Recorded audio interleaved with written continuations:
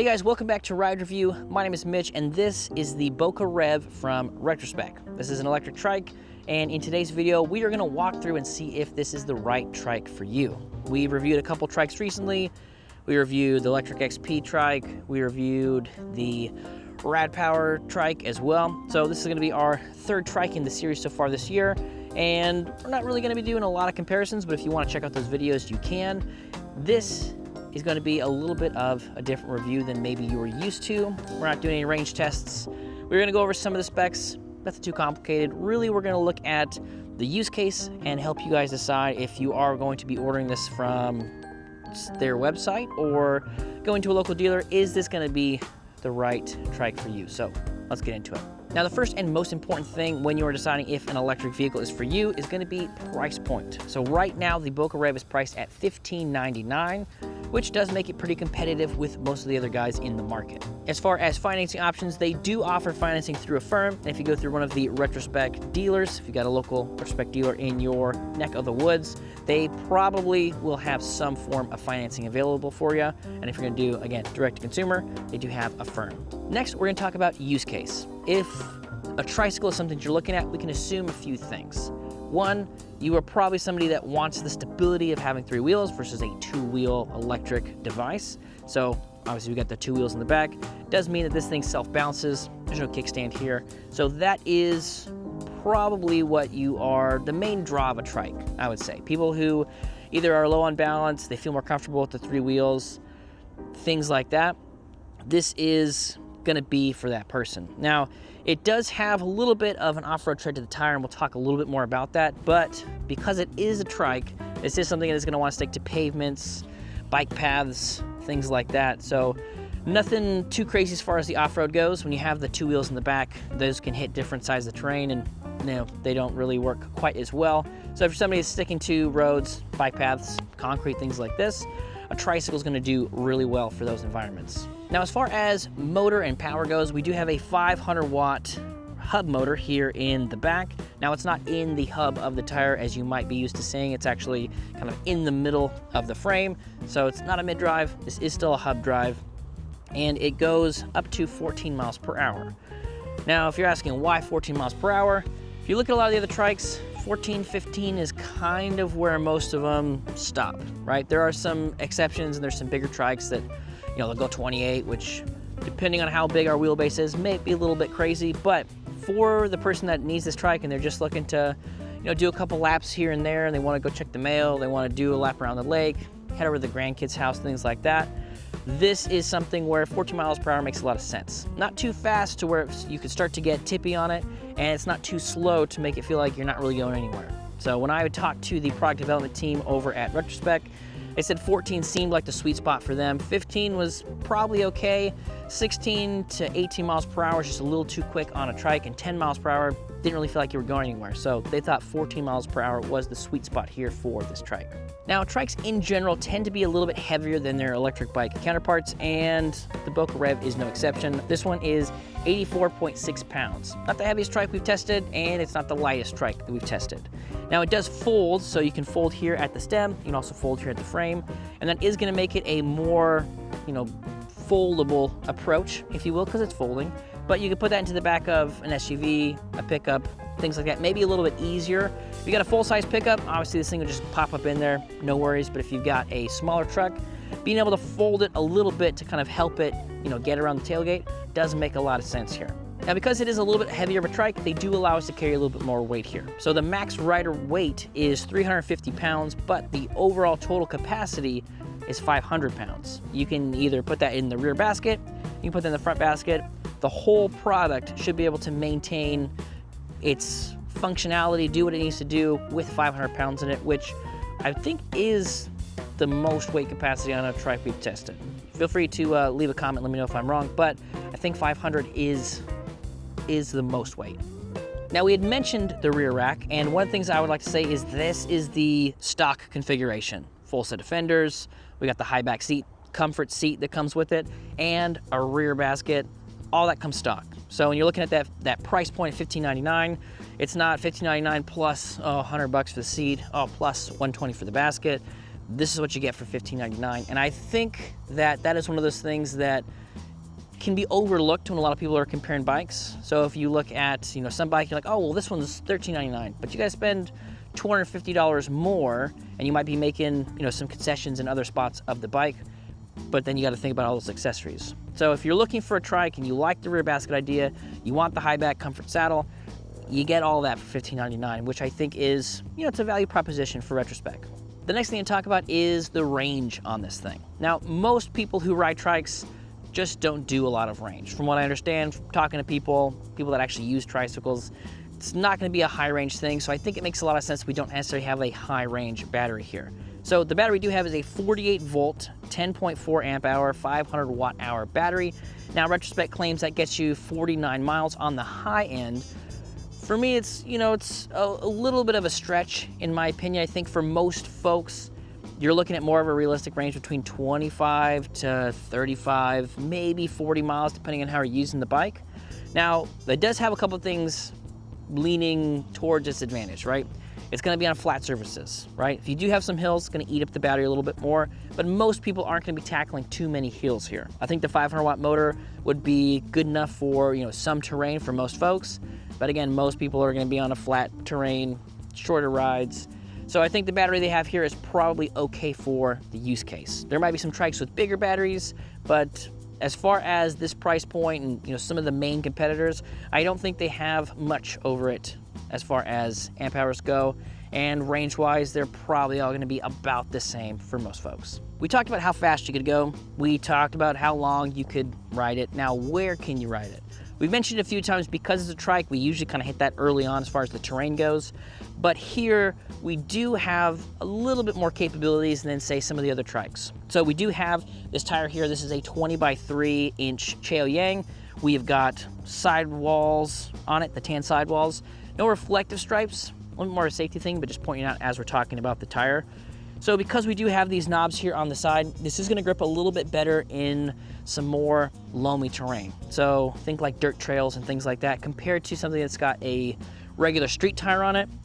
This is gonna allow it to have a little bit more traction. If we are talking, you know, off-road terrain, I'm talking about like dry dirt roads, hard packed trails, maybe some, you know, probably pretty packed, what's the word I'm looking for? Like rock trails, things like that, if you can kind of picture what I'm talking about there. So I think these tires will do better than, say, some other bike. But as soon as we start talking about, you know, dips and turns and things, the trike geometry just wasn't built for that. But I think with the tires we have here, we are able to do a little bit more off-roading than maybe some of its counterparts. The next thing to chat about are the weight of this trike and then what are our transport options. So here we've got, and I've already mentioned a few times, weight-wise, we're at 84.6 pounds. So it's not something that's super easy to pick up. Obviously I can do it because I'm a big, strong man, like the commercial. But this is something that, you know, it's a little bit bigger, right? It's a bigger vehicle. It's got a lot wider wheelbase. This is not a micro-mobility device, right? Now, that being said, if you do get into the transport options here, something you can put into a truck. Obviously, if you got a long bed, doesn't even need to be folded up. If you got a short bed, maybe you got to fold a little bit to, you know, move it around if you got a cooler or something else in there. And they do make trike racks. So if you got a 2-inch hitch in the back, they do make some that are specifically designed to handle trikes. But then you're talking about an electric trike and, you know, again, looking at the weight of 84.6 pounds, there are probably gonna be a few options out there, though they're probably gonna be pretty expensive. So if you got a larger SUV, this would probably work pretty well for that. And that's kind of how I'd phrase it. If you got an SUV, you got a truck, you can probably move this around pretty easily. If you don't, but you have a hitch, and you got a little extra cheddar in your pocketbook, you could probably find a solution that would transport this pretty well. We talked about a few of the main specs on this bike, how to use it, where you could go, transport, etc. And now it's time we talk about ride feel. And instead of just sitting here and talking about it to you at the camera, watching the bikes right here, I'm gonna send it out to myself for the ride test. Hey guys, we're out here at Power on E-Bikes. We're gonna be doing a ride test on the Boca Rev from Retrospec. You can see right here, so let's go ahead and jump into it. Now, just a fair warning, it's not gonna be as long as our normal ride test because this thing's simple. Look at that, we got no gears, got a very simple 3-button display on this side, single speed, really not much to dive into here as far as the ride test goes. So let's go ahead and turn it on and see how it feels. You turn it on. Now you'll see we get this 25 air flashing, and the reason that is because we got our parking brake on. So if you got one of these, you turn it on, nothing wrong with your bike, the brake's just on. So as soon as we undo the brake here, boom, goes away and we're ready to roll. So let's go ahead and, well, first let's pedal this around like a regular bike and kind of see how this feels to pedal. So put it in pedal assist level 0, just do some pedaling.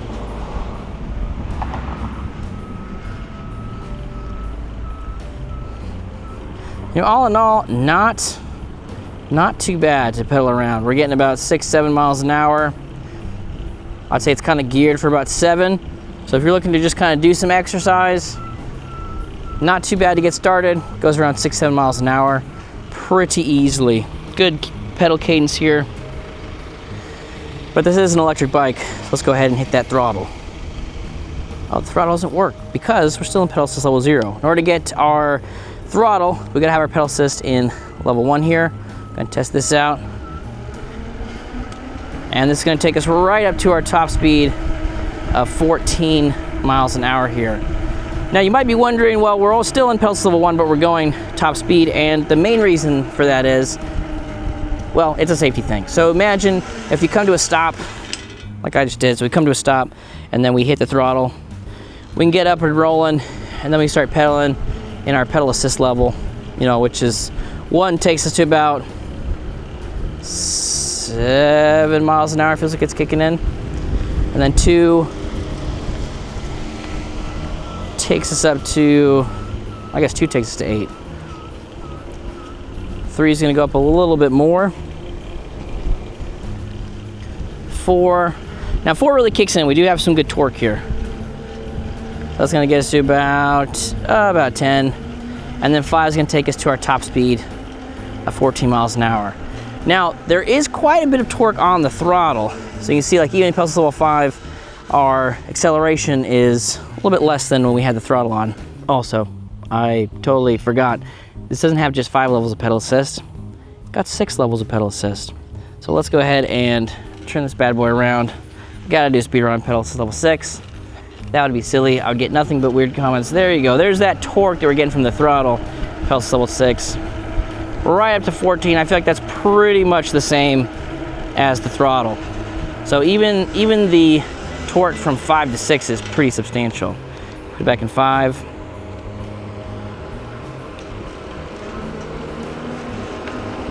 Yeah, different torque curve. Now it'll take us to about 11, 12, but as soon as we put that in 6, boom. That's where we get the most torque out of this bike. Can't believe I almost forgot that. I guess most other bikes only have 5 levels of pedal assist. This one's got 6. More ways to dial in your ride, get the right speed that you want, especially because it's a cadence sensor. And with the cadence sensors, they're just magnets in there that rotate around. As they're rotating, they are... Is there a bug that flew in my helmet? I think there was a bug that flew in my helmet. As they're rotating around, it's basically on or off for the power. So really with our levels of pedal assist, we're kind of basically just capping it at a top speed. So with 6 levels of pedal assist as opposed to 5, you just got more ways you can dial in your speed, get the right feel that you want. Because when you get the throttle, that'll take you up to 14 pretty quick. And so I mentioned it's a safety thing, right? So you go ahead and stop, and you can get started. Or if you are in pedal assist level 1, say we're just cruising around at, where's one actually gonna take us? About 4 miles an hour. So if you're cruising at 4 miles an hour, you see a situation, there's a car coming out behind there, you're like, oh no, you hit the throttle. And you can get out of that situation pretty quick, even if you're just kind of, you know, toting around on the bike.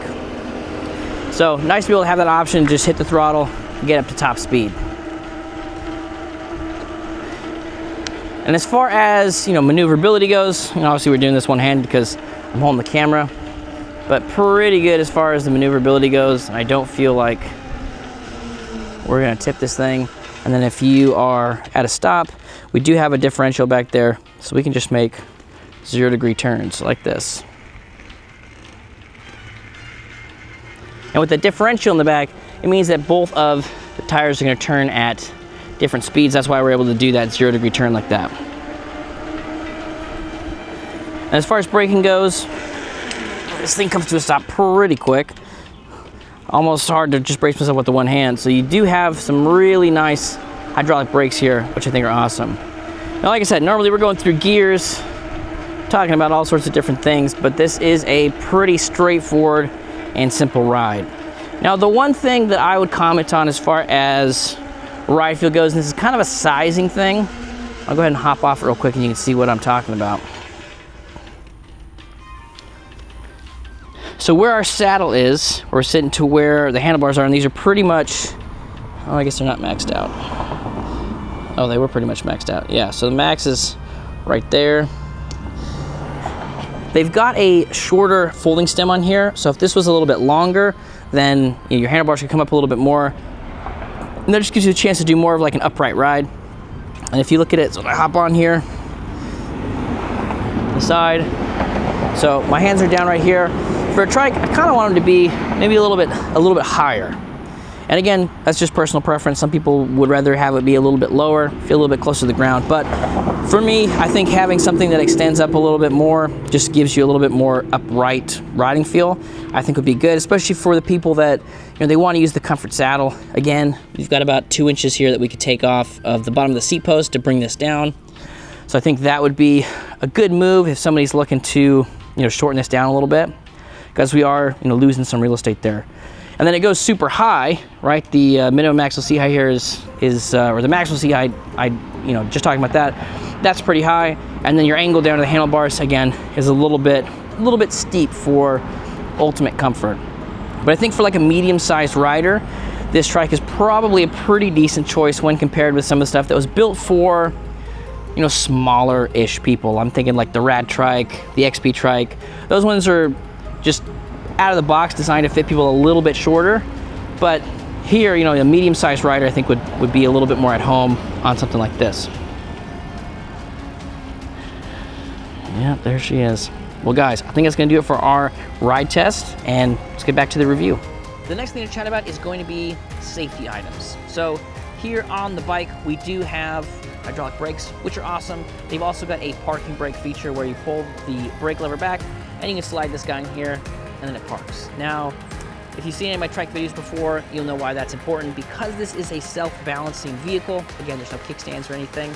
If you are on an incline, the bike could just roll away, which is no bueno. So the fact that we can use those parking brakes and keep it even if it's on, you know, a slant is pretty awesome, and something that, in my opinion, is pretty much a requirement on trikes. I've ridden several that don't have a parking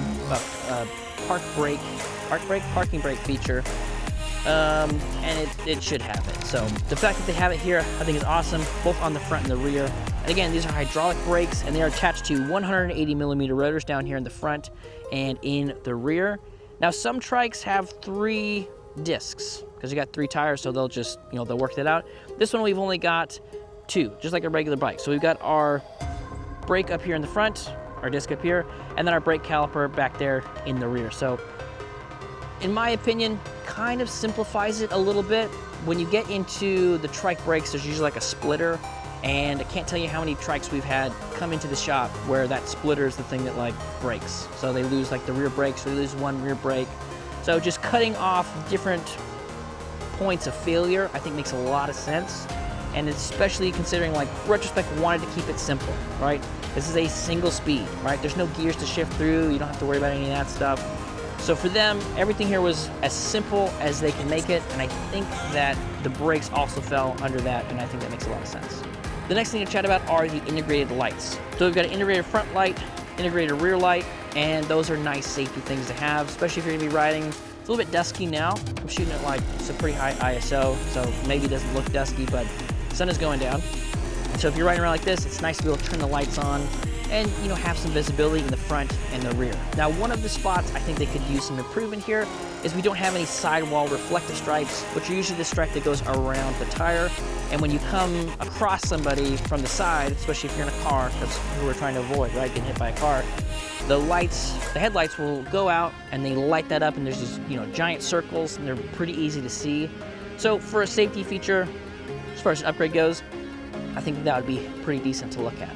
Now, big safety things to talk about would be UL certification. And the Boca Rev This battery is UL 2271 certified, which is the battery certification, and the whole bike as a whole is 2849 certified. So the entire product has been certified as being UL approved, and UL just is a third-party verification organization that goes through and says like, hey, this is safe for consumers, or hey, it's not safe for consumers. And obviously they got the stamp of approval here to get this UL 2849 certified. So for us as consumers, it's nice to know that, you know, they spent the money, and it does cost quite a bit to get something UL certified. So they really do invest in, you know, sending it off, doing all the tests, etc. So it is cool when it comes back like, hey, this has been UL certified, and we as the consumers don't necessarily have to worry about, you know, any issues. All right, how bright is it? Holy shoes! You see that giant spider? Well, that is a giant spider. What are you doing, brother? Why are you so big? It looks so small on the camera, but dude, that thing is huge. That's a 3-inch tire, dude. That thing is every bit 3.5, 4 inches long. The next thing to chat about are gonna be some of the main dimensions here. And for this trike, we're gonna look at length, width, and the standover height, which is also called the step-through height, depending on, you know, who you ask or what day you catch me on. So the total length here is 69 inches, and, you know, again, that's a little bit less than some of the other trikes, so it is a little bit more compact. And then it is 30 inches wide in the rear. Normally the widest spot is at the handlebars for most bikes, but we do have 2 tires back there. They are spread out, so it's 30 inches at the edge of the fenders. Now, most common house doors are 32. So in the doors that I have to take him in and out of the shop here, comes in out, you know, in and out really nice. There's been a couple trikes that, you know, they take either 2 people or a lot of maneuvering to get it through the door, trying not to scratch the fenders and stuff. So the fact that they made that 30 inches makes a lot of sense to me. Again, easy to come in and out of the doors, but still wide enough to feel like it is pretty stable when we are, you know, driving around, especially at that 14 miles an hour. Standover height-wise, we're looking at 16 inches. And I don't know if you can see it, but there is a giant spider over there. I'm not terrified of spiders, but I'm not gonna step over it. Normally I just step over it and showcase people, but hopefully I got that video because there's a spider right where I'd put my foot over there. And also I saw it on the camera, it's bigger than it looks. Remember, those are 3-inch tires, right? Those things are 3.5 inches long. And that's just a conversation between me and you, viewer. So now I feel like it's looking at me. Anyway, those are some of the main measurements that we're gonna look at. And the other measurements to talk about are all about you, and we're gonna do that with the minimum and maximum seat heights here. The minimum saddle height here is 29.5 inches from the top of the saddle to the pedal at the lowest point, and 33.5 inches from the top of the saddle to the ground. The maximum saddle height here is 37.5 inches from the top of the saddle to the pedal at the lowest point, and 41.5 inches from the top of the saddle to the ground. Now, one caveat here about those particular heights, if you're looking at it right now, it is at its lowest point. And obviously you can tell there's another 2 inches or so that the seat could come down. And the reason it can't is because the seat post is actually so long that it can't go all the way down to its lowest point. So if you were somebody who was like, well, I do need those extra 2 inches, very easy to, you know, get your local bike shop, or if you've got a bandsaw, to cut off, you know, about 2 inches at the bottom, then you'd be able to sink that seat down just a little bit lower. So just so you know, like, oh, it's so close, like there's 2 inches there. So if that, you know, seals it for you, there you go, pretty easy process. The next thing for us to chat about is going to be the actual display itself. So I'll go ahead and turn it on, pressing this button right over here. And when it turns on, it's gonna show us a few things. We've got our energy bar at the top, which is gonna show us how much battery we've got left. It's gonna show us our current speed. We're not moving, so it's gonna say 0. What level of pedal assist we're in, which is 5, and you adjust that right here with the ups and downs. So down's gonna take us down into 0. Up's gonna take us back up to 5, which is where I like to ride it. And then if we press this menu button again, it's gonna switch between our trip A, speed average, speed max, trip B, and then back to our odometer. Now, if you want to turn the lights on, all you do is press and hold this plus button here, and that's going to turn on the lights in the front and the rear. And we do have brake integration. I think I did mention that, but just in case. And basically what that means is when we pull the brake, the light is going to come on in the rear. Now, there's no like USB ports or anything extra to talk about here. And as I mentioned, this is supposed to be simple. So I think the display is simple. Everything's big, everything's easy to read. A simple 3-button setup on this side, single speed, hydraulic brakes, There's just not a lot to go wrong here, and there's not a lot to have to think about when you're going through as far as switching gears or, thinking about your mechanical brakes or anything like that. They really have this dialed in and kind of make this a pretty simple setup. The next thing to chat about would be the extras. So we have got a rear basket. We have got this nice plush seat here. We've got a full set of fenders, full triple set of fenders because there's 2 in the rear. Now, we had kind of already mentioned all that stuff, but for the extras, we're really looking at things that aren't typical to a regular bike. Okay, he's on his way now. Now, one of the things that would be really cool to see would be, just make sure he's really on his way. I think he is. Maybe he wants to finish up the review and see what we think about this bike. So one of the things I would say this is for extras, this is for safety reasons, would be locking grips. Now, this is one of those things where, the bike is stable, it's balanced, so it's less of an issue for me that we don't have locking grips here. And these grips don't move a whole lot, but they do move a little bit. That would be something that would be cool to see as an upgrade. Nice, still just sitting there watching us. But, they are what they are. I think they work okay. A little bit of an ergonomicness to them. And another extra would be the fact that we do have those parking brakes. We already talked about that, and we've already talked about most of the extras, honestly. And I think because it's the value proposition of the trike is the fact that you do get, the larger comfort saddle with the high back on it, and comes with the rear basket stock. So those are things we've already mentioned, but they are extras. Next thing to chat about is the buying process. So if you have watched this entire review up until this point, see me avoid the spider, watch the light slowly die from the sky, then are also thinking like, hey, I think this trike is for me. How do you go about getting your hands on one?